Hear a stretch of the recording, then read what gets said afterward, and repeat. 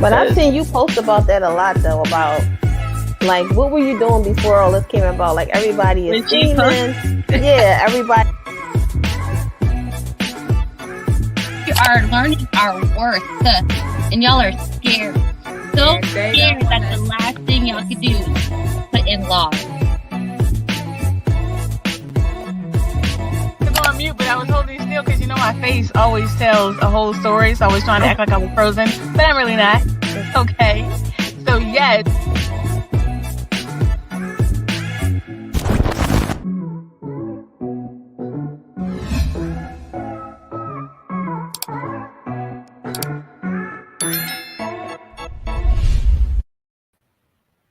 Welcome back to another episode of Besties Building Brands podcast.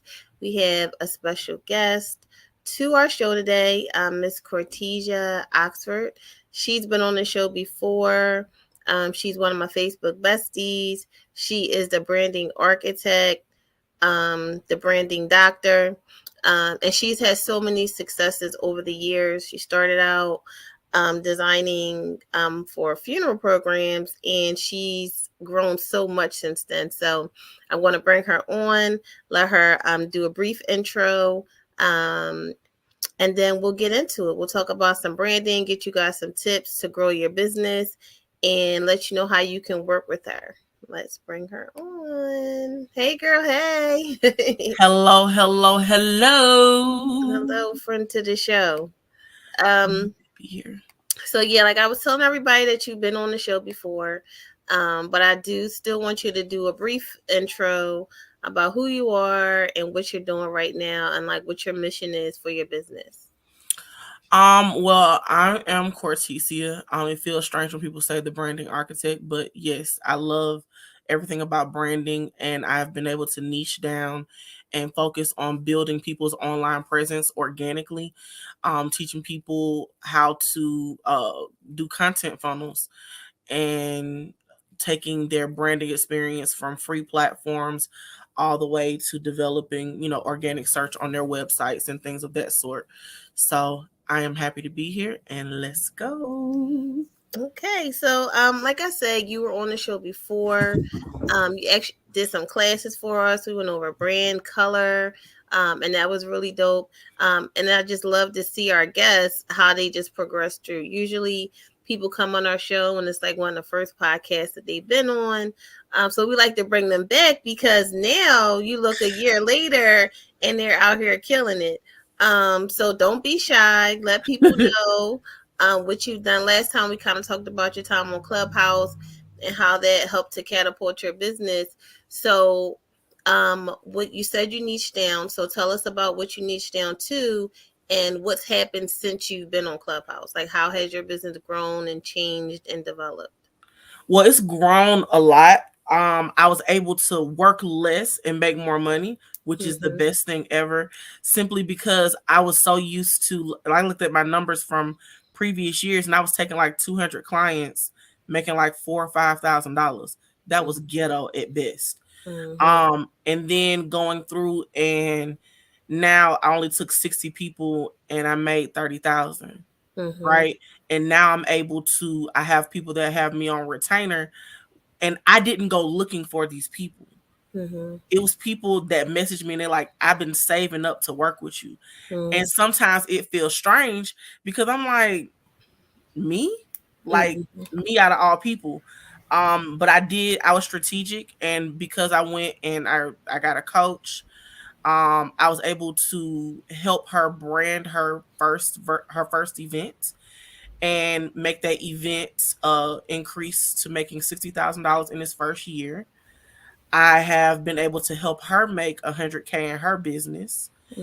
And I just designed a poster for Macy's for her brand that's going to be featured in Macy's. Nice. They're doing it's for Black History Month, where she's going to do a talk there. I will also be branding events in Washington, D.C. next week. I'm going for a Barter Black event, and I'm being honored as one of the sponsors and designers for the event. Nice. And I'm living a life that I never thought I could have, and I'm happy. I'm happy for you, girl. That sounds dope. First of all, just the progression and all the things you got going on. I love it. You said you talked about growing businesses organically and how you helped her grow her business. Um, I do want to talk about like kind of some strategies to do that. But before we do that, I do just want you to just encourage the audience to let them know that it's not like you had a magic wand or some special secret sauce to make this happen. You kind of believed in yourself, networked with the right people, to make it happen. And I say it all the time, so I would like for you to just give your little piece or comment on that, just to let people know that it can happen for anybody.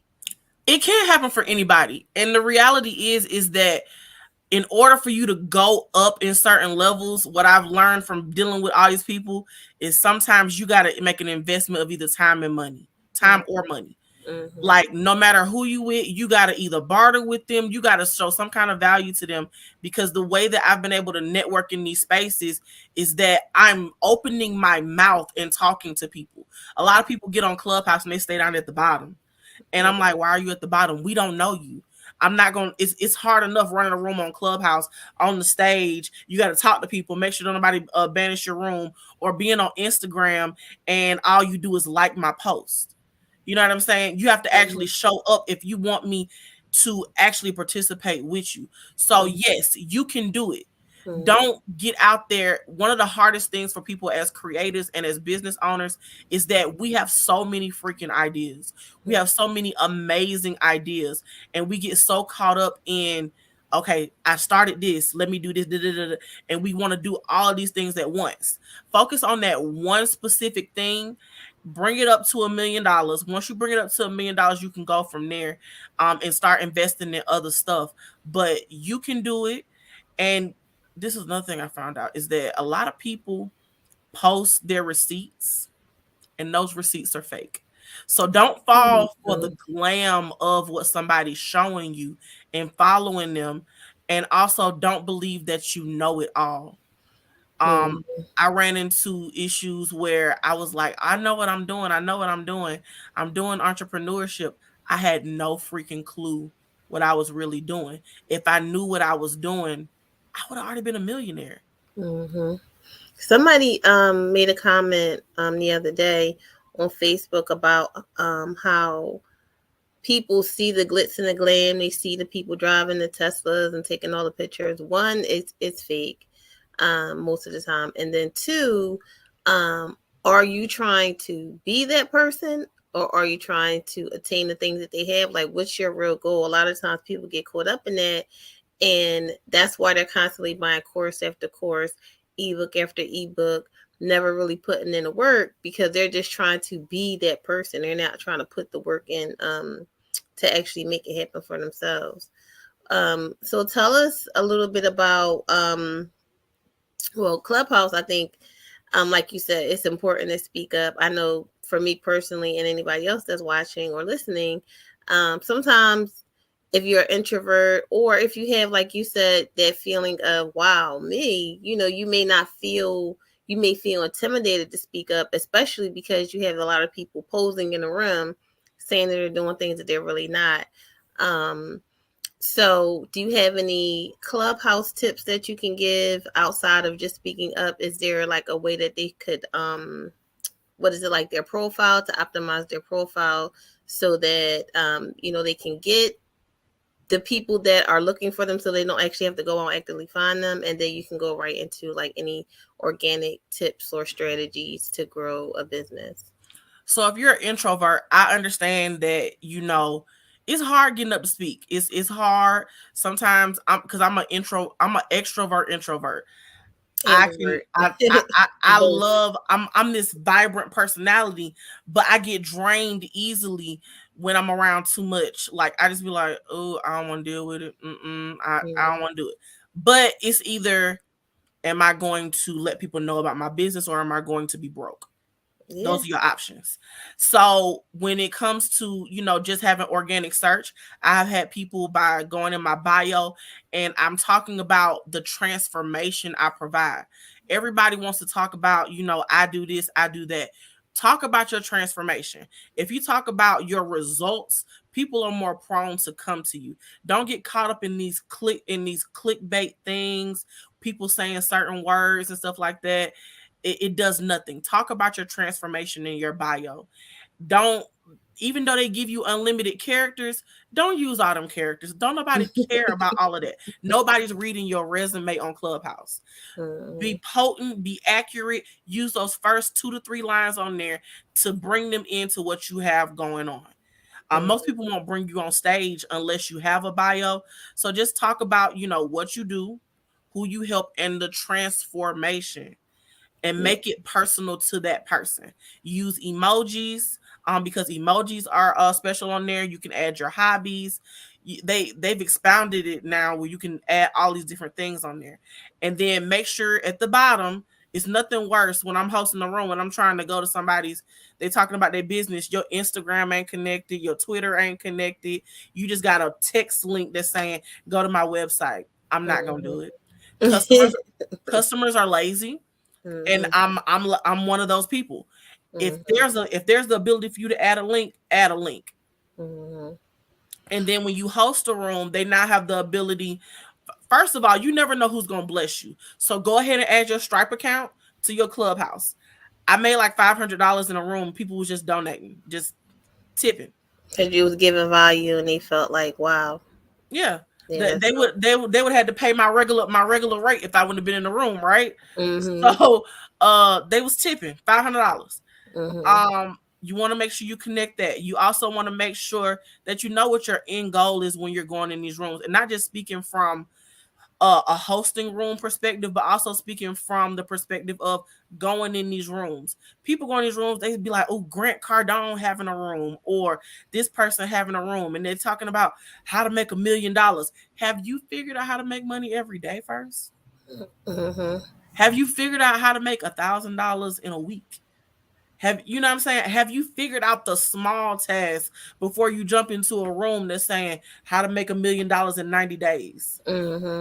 Like everybody's falling for that clickbait because they want to skip all of the little things that you have to go through in entrepreneurship. They want to skip over the hard shit. You can't skip over. I'm sorry for cursing, but you can't skip over the hard stuff. And what I found out is that success, when you reach one level, it gives you a little bit of anxiety because you wonder, am I going to be able to keep performing at this level? And then as you overcome the anxiety, you got to start implementing more things to be able to serve people at a higher level. I got a lady who has $1 million creative agency coming to me. And when she coming to me, I'm like, why would you come to me? I had to go talk to somebody. I was like, listen, she want to talk to me. She said she want me to rebrand her. She makes millions. Why does she want me? But I had to literally deal with that within myself and say, I'm amazing. I'm good. I have to talk to myself. I have to, do these mindset shifts all the time, because as you go up and higher, whether you're on Clubhouse, Twitter, Instagram, you got to be able to, deal with your anxiety, talk to yourself positively, and elevate yourself to be able to deal with, your own fear of success. So what exactly is branding for the people that don't know? Like, what's the difference between branding and, marketing your business, for example? Okay, so branding is all of the things that leave a memory for people in your business. So when people think about me, they remember, oh, she's the brand architect. They remember my colors, my orangish red color, my yellow, they remember those about me. That's ingrained in their head, right? Marketing is the actual action of going out to get the sales that respond to your branding. Your branding can be your logos, just your slogan. It attracts that ideal customer. So like when you're dating somebody and you go on that first date and they sit up there, they got the suit on, they all dressed up. A lot of people fall for the branding first, right? Mm-hmm. But then when they open their mouth, can they market themselves to you? Can they sell themselves as a person? I know dating in Atlanta is treacherous. It's treacherous. I A lot hear. of these dudes, they can brand themselves. They look real nice. But then Yeah. they open their mouth and I'm like, you're an idiot. Mm-hmm. Um, what do we have to talk about? We have nothing. So I look at it like that. Because people say a lot of times, like, you don't necessarily need the logo or the website or all those things to be successful or to even start your business. Those things will come. You can always rebrand. Just go ahead and start. That's why I just wanted to make sure that people were clear on what the difference was for that. And then, so outside of Clubhouse, like, what are some tips or strategies that people can use who maybe are just starting out and they can't do like maybe a paid ad or anything like that to generate some growth? Not necessarily, I'm not big on like followers, but just to get more like traffic to their website, and things like that. I know for me, in my business, I'm getting ready to make a change for like my actual strategy and the platforms that I'm using. For some personal reasons, I'm pro-black for my people, and I'm just tired of what I'm seeing on the Instagrams and the TikToks and things like that. So I'm kind of changing things. But for the people that are still, Facebook heavy, the algorithm is against them a lot, and Instagram, TikTok, things like that. Like, what are some organic strategies that they could use to still get paid? Not necessarily grow followers, but to get sales. You know what I mean? Well, you need to know your customer first. Who are you talking to? But a bunch of people jump out here and they don't even know where their customer is. So you're on Instagram and your actual customer may be on Facebook, right? Mm-hmm. You're just jumping out here because somebody said, oh, you can make $1 million on Instagram, but you struggling. And then you post only your inventory or you only post what you have. You're not posting your value, how you benefit, and like in markets that people consider saturated, like clothing and hair and things like that, branding is very, very important. Like if I see hot pink, if I see hot pink in somebody's branding, you look like everybody else in the beauty industry. A lot of beauty industry people use hot pink. You fall in love. So when you have to brand yourself out of saturation, you got to go pick colors that mean something and go over the psychology of that with your ideal customer. So knowing your ideal customer will help you go into the color psychology to be able to pick and say, okay, this person, the words I use to describe this customer might be creative. So I'm going to add a form of yellow. Hey guys, I hope you're enjoying the show so far.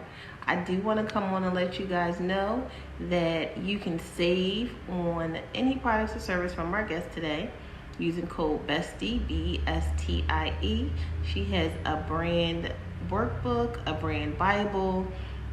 She does graphic design, so make sure you take advantage of that discount. We also offer social media management services, scheduling services, and virtual assistant services. So make sure you sign up for that at bestiesbusiness.org. To my branding, because yellow is the word is creative, right? Passion is red. I want to, look at forms of red, and you can go to Adobe Color and look at that overall look at different color palettes and see what speaks to you and your customer, right? I went through and don't be afraid to fail. Don't be afraid to fail, because when I first started on Instagram, my colors were gold and green. Didn't work. Then I went to like a pink, orange, and something else. Didn't work. But the colors I have now, people actually stop the scroll for those colors.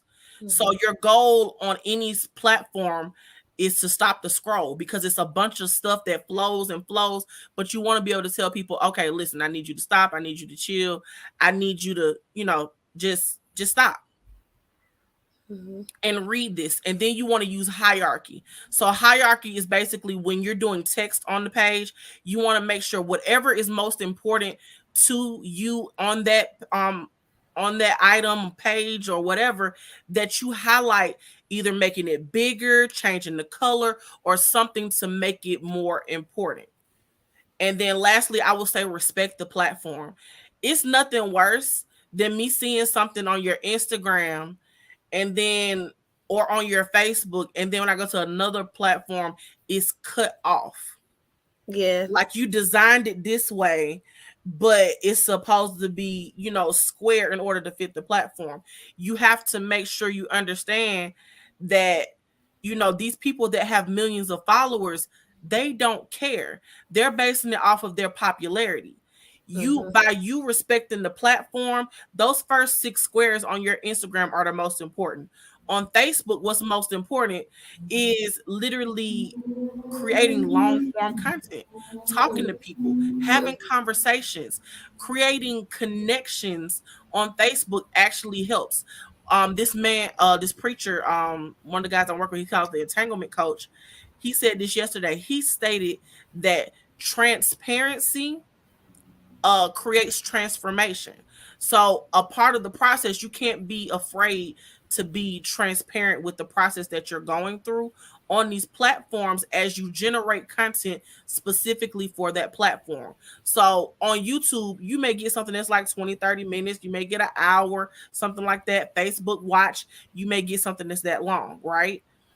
On Instagram, their attention span is 2 minutes, if that.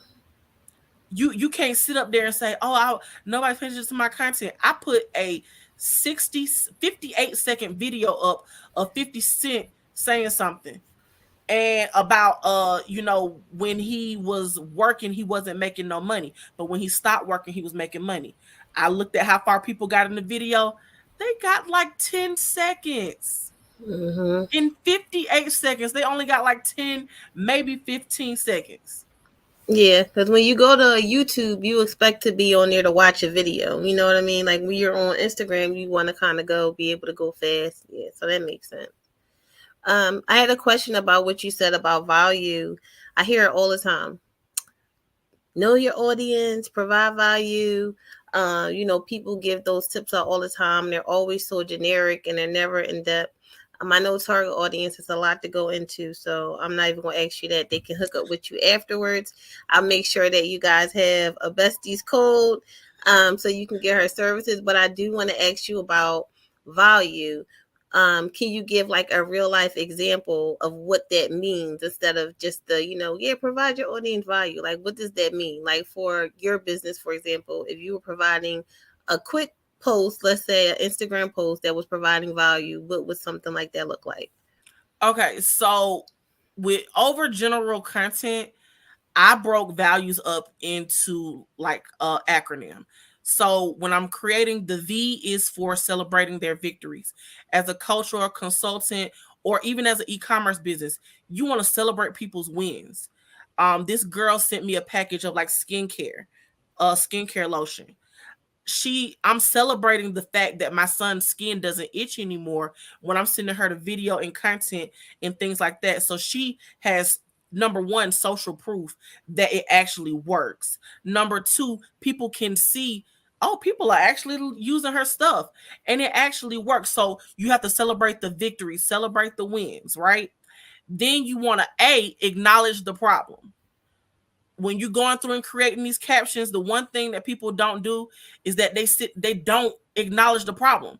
They don't acknowledge that my product, my service, my thing solves this problem. And how do you identify the problem? You have to first know your customer, and it's the thing that's keeping them up at night and preventing them from moving forward. Like I found out that a lot of doctors, they don't want to hire a marketing team for some reason or another, right? They stay up on YouTube for like 8+ hours trying to figure out their marketing, trying to figure out social media, trying to figure these things out. Yeah, that's great. They're the person who I'm pitching to this year.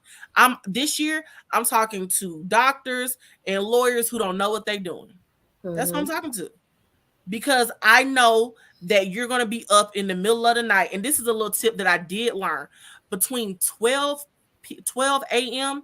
and 6 a.m., people are up scrolling because they are either bored or in pain.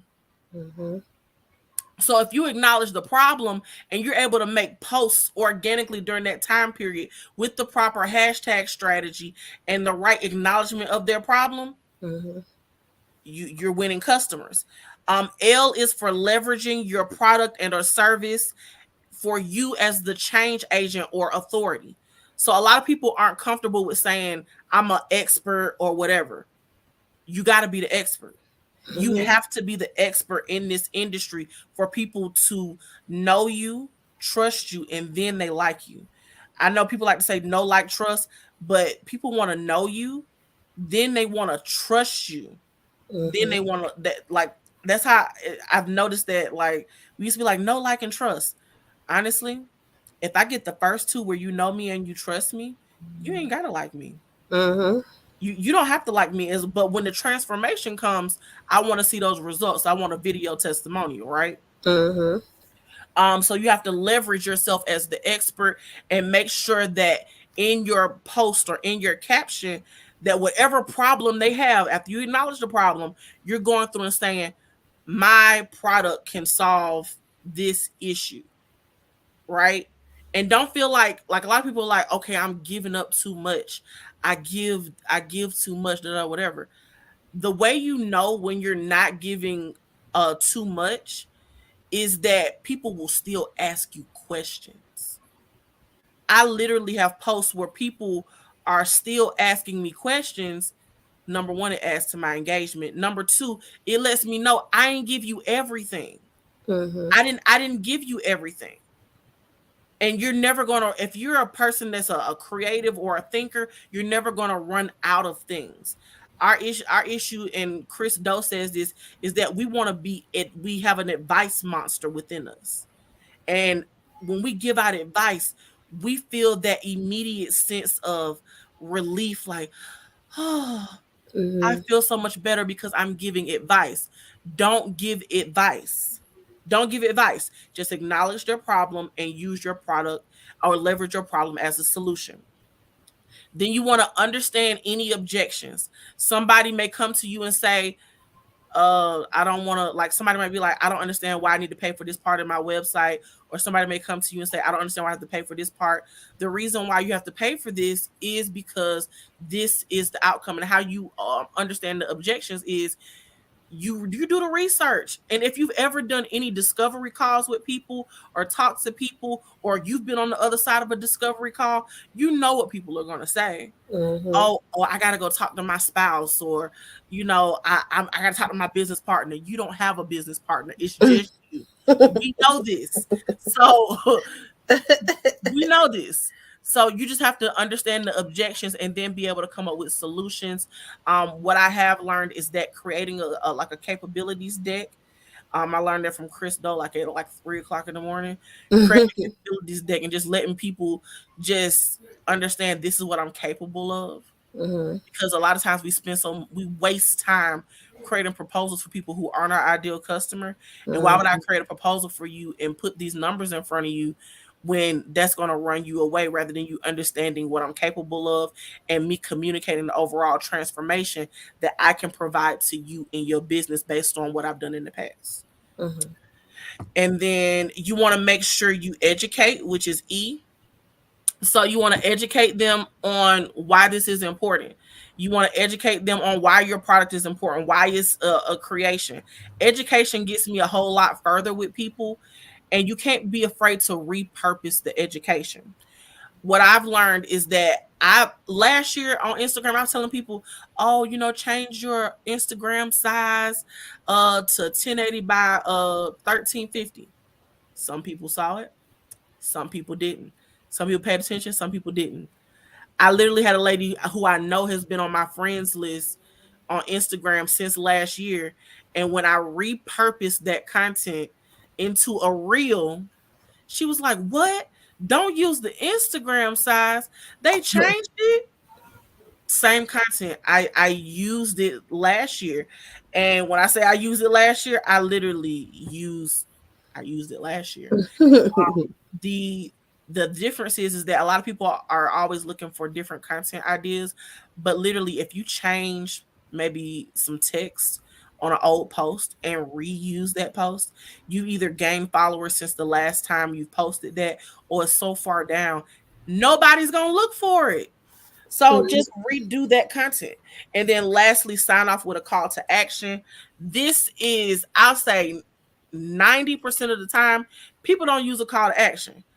You sign off with a call to action because people need to know what you want them to do.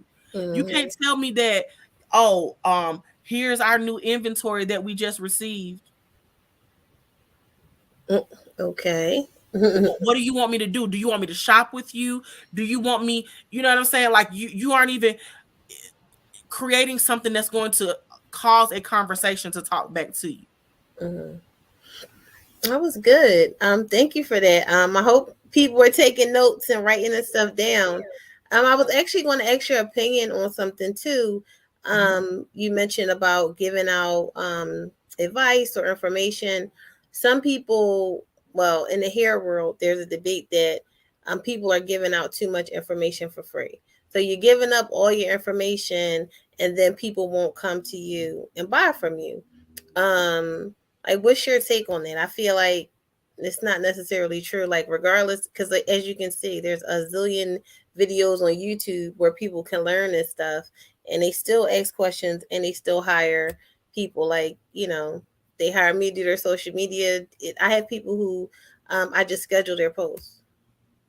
Like, they have the content, and I just schedule it, and that's something that they can easily learn themselves. So I don't necessarily feel like that's a negative thing, but I just wanted to hear your opinion on it. I don't feel like it's a negative thing either, because you have to this man posted on Twitter yesterday.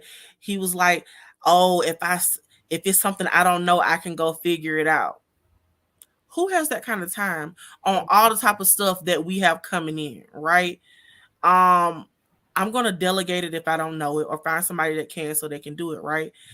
If you are a person that's an expert in your industry, there is a point of time versus money. Now, when I first got on Clubhouse, I would be on Clubhouse like 8 hours, or probably longer than that. And I was just pouring. Then people would come in my inbox and try to ask even more questions. I don't believe that you can give out too much information, because there are always going to be people that are going to want to reach so you can do it for them. There are different levels of people that you have, like the DIY people who are going to go through and they're actually going to do the thing.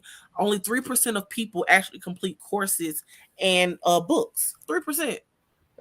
So your DIY percentage, even though you may get $1 million of people that are buying these things, only 3% of those people are actually going to complete it, right? So then you have your done with you people, where they're going to want to learn with you. That's when you have your coaching programs and things like that. I know people are like, oh, coaching program in hair, in beauty, in makeup. Yeah. I wish there were more coaches in beauty and hair, because the books that need to come back and teach these young ones how to get out here, and they don't have to be behind a chair their whole life. I was thinking about doing something like that, trying to create a program, especially with this the NFTs. This guy that was kind of coaching me with the NFTs, he was like, I'm telling you, you need to do a program and make it an NFT. So I'm still trying to wrap my head around that. Like you said, a lot of the new stylists, either they don't even have a license, or they come out of hair school, and hair school doesn't really teach you anything but the bare bones, the basics. So yeah, that's definitely good right there. You might have given me an idea. I don't know. We'll see. You need to jump. And the thing is that a lot of people in the beauty industry will utilize glitz and glam to cover up their lack of knowledge. And they're not willing to make the investment to increase their knowledge. They think that all I got to do is do somebody's hair for $50, but you got to think long term. I remember this girl, she's a crafter, and I did my daughter's shirts for her birthday. I did iron on shirts. Let me see if I think I got one of the shirts right here. Yeah. I ironed on a unicorn on everybody's shirt. Did a little unicorn, ironed on the unicorn birthday. I said I will never do a shirt for under $25. I know I would that's never do a right. shirt for under $25. And this girl commented and she was like, "Why? I only charge $10." I said, "Okay, let's do the math. Let's do the math. You doing $10 a shirt, and you probably profiting what, $2-3?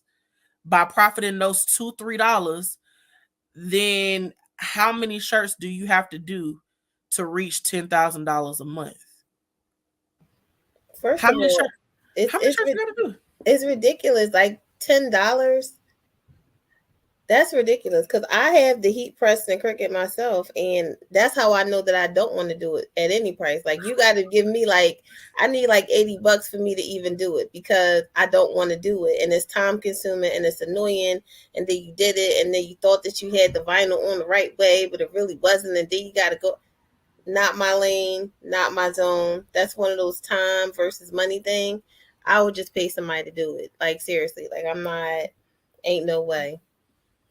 And you can see that the shirt ain't no big detail. It's just got a unicorn up here on one side, and I still wouldn't do it for less than 25. But you, first of all, if you look at these brands, the Gucci's and the Milanos, they ain't doing this. A basic ass vinyl, boom, heat press, and they got something on the shirt, and it's about celebrity and fame, and people buy it just because of that. It didn't really have nothing to do with how cute something is or fashionable it is. Like you said, it's the glitz and glam. You got pink and some diamonds, and you got 1 million followers, and people won't get it. And it can be horrible. There's a girl right now. She has a clothing brand, and this is another thing that people go into. They looking at these famous people coming out here starting these brands, and I know who marketed her business. Mm-hmm. The person didn't make sure that the girl had quality assurance. She didn't make sure that her story made sense. Like if you look at her story on her website, the girl is running around aimlessly and then rolling a blunt, looking in the mirror, and I'm like, what does this have to do with your merchandise? But she knows who she's marketing to. She's marketing to some people who are as unknowledgeable about marketing and messaging as her. She's marketing to women, Black women that smoke weed, that have kids, that randomly get dressed and stand in the mirror for no reason. And you don't have to have any alignment with what it is. And that comes the importance of knowing who your customer is. Like how do you build the lifetime of your customer? You grow with that customer. You grow with what their needs are. The needs that they had at 20 are different than the needs they have at 40 with kids and a husband. And it's the needs are different. So you have to grow with them. And if you started off, okay, I'm just doing hair, and then when the pandemic came, you couldn't make money. You didn't think about, okay, let me do virtual consultations. Let me make a partnership with a hair company and mail my customers out boxes of products and let them know this is a subscription-based thing so I can make money. I love the beauty industry. I love it. I used to work for Talia Wajid at her hair shows, but a lot of those people there only know how to do hair. They don't understand the business of beauty and why people like Talia Wajid are able to actually come from behind the chair and be a millionaire. Yeah, that's true. So tell us about the brand Bible. I was excited when you were telling me about it a little bit when we were texting the other day. So tell us about the brand Bible. What's in there? Tell us about your course that you have. So I'm gonna start with the course first. So the course, I developed a course platform called the Content Struggle Bus. On the Content Struggle Bus, I break down different topics starting from how to research your brand name. A lot of people are literally coming up with brand names that are already taken by people, and you're starting your business off to be sued or to be taken from you because you haven't done the research. And like there's a brand name called Kiss My Bundles. Kiss My Bundles is a brand of hair. But if you look on Instagram, it's got a Kiss My Bundles 1. It's got an underscore Kiss My Bundles. It's got a Kiss My Bundles underscore. No, it's got a Kiss underscore My Bundles. and you believe that just by going and registering your LLC in your state makes it yours. It doesn't. That person has every right to come to you and tell you to do a cease and desist letter because they actually own Kiss My Bundles, the actual word mark. And I have a class on there that you can actually, if you go to thecontentstrugglebus.com, you can join and take that class for free, where you can learn how to go to the USPTO .gov website and look for your brand name. And you want to make sure when you're going through there that you're actually able to say, okay, well, what is in a name? You want to make sure the name is memorable. You want to make sure people can, it causes a feeling for them when they say it. Like when people say, the branding architect, people love saying that. Like when they get on stage, you cannot not smile and say I've never had somebody mundanely say my brand name, because my energy is like reciprocated over that. So I took out, when I created the Content Struggle Bus last year, was to help people create content, understand how to use Canva, understand branding, and all of that is in there so they can do that. When I created the brand Bible, I figured out that the process that I go through behind the scenes, that I charge $3,000+ for, some people out there that can't afford that. They need the ability to jump in and get a win and understand their customer and understand the process and create positioning for them. Because a lot of people either aren't asking the right questions or they're not asking enough questions to be able to find their ideal customer. Thus, the Brand Bible was born, where I'm able to literally take every question I'm asking, put it in this book, you go through and you fill it out, and then you're able to say, dang, this is my customer. This is who I'm talking to. This is their favorite color. And people are like, why would I need to, how am I going to find out their favorite color? Because you're going to go through, you're going to spend time researching. A lot of people want to jump out here and be in business. I have a lady right now who's been in my inbox. She's in debt $283,000. And she's about to close. If she doesn't get herself together, she's gonna have to close her physical location. But she doesn't know her customer, and she's getting large. She got she gets large chargebacks.